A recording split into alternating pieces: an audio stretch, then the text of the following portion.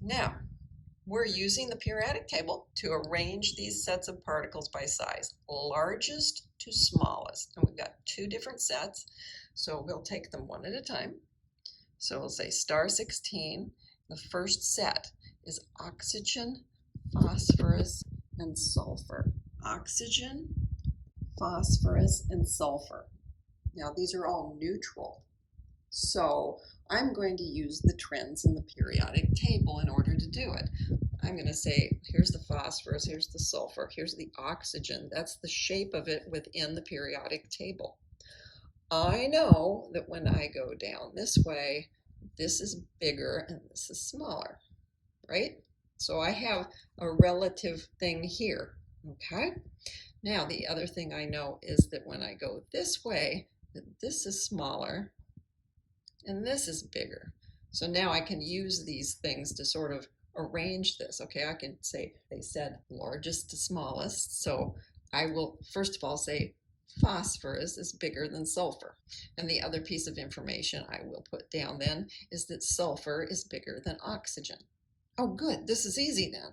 I can just say phosphorus bigger than sulfur, bigger than oxygen. That was not bad. The second set, they throw in a little extra detail. They have a sodium cation, okay? And they have sodium and they have potassium. So, well, I can still do a little bit of something with looking up here at the periodic table, because here is sodium and there is potassium. And then I have to remember what's happening with the sodium ion, right? So I can, from that periodic table, say that I know potassium is going to be larger than the sodium. Now, what about the sodium ion and the sodium? So I have to remember what was going on there. If it's positive, it's because it lost an electron. Oh, so it's going to be smaller. So I know that sodium is bigger than this sodium ion, and now I can just combine those two and say potassium larger than sodium, larger than sodium ion. And I've got it all set up. We go back and we think about that. We're looking at atomic size. And here's an interesting phrase, increasing Z effective. What? Well, that is a little confusing.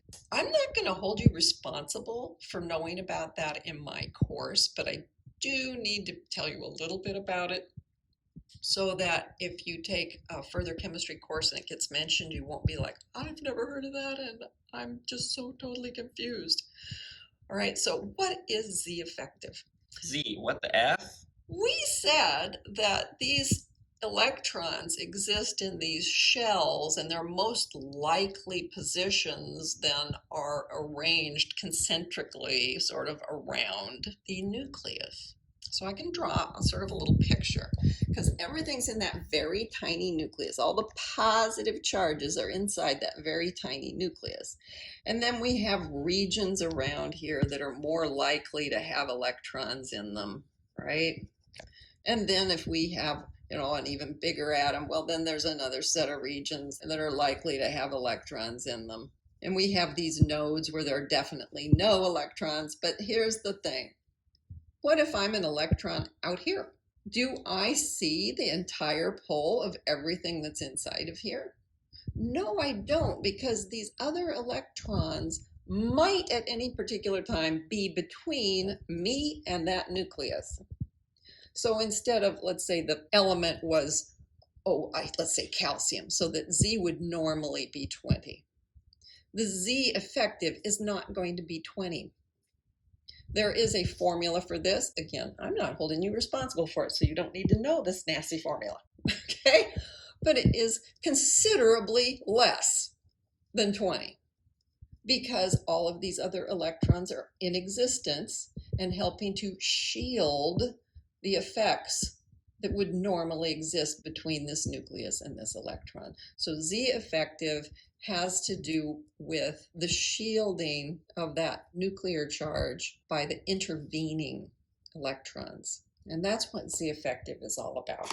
So one of the things Z effective can get used for is to try to explain the trends that we're going to be talking about. But here's the thing. Once we know the sizes, we don't even have to appeal to Z effective. Yes, Z effective affects the sizes, but then the sizes explain all the other properties perfectly well. So we can just go and use them. It's a little easier to deal with than this business of having a nasty calculation with Z effective. And these overall trends, you can describe using size and then just say, okay, here's an occasional exception that has something to do with quantum mechanics. Okay, fine. So you can see you aren't going to do the calculations with Z effective. The people in the honors class might, but not you. You won't have to deal with it. Here's another trend. Metallic character. Now, when you were in high school, you might have taken chemistry and you might have heard about electronegativity. So the first thing I am going to say is the trend in metallic character is exactly the opposite of the trend for electronegativity. Well, why is that? Well, that is because metals give up electrons very easily, and electronegativity is telling you about the character that means I want another electron. So yeah, it wouldn't be a surprise that, wanting one is different than being willing to give one up. So the least metallic are up here in this corner, and the most metallic are down here. This also might not be terribly surprising due to, I'm going to go to a different periodic table for what I'm about to say. So we're going to move over to this periodic table. Now that we know that these are the metals and these are the nonmetals and these are the metalloids or semiconductors, it's not really a surprise that the further away you get from the nonmetals, the more metallic it is. Okay, that makes a lot of sense. So if you want to think about metallic character, it's going to be most metallic to the left and most metallic as you go down. So those are your trends.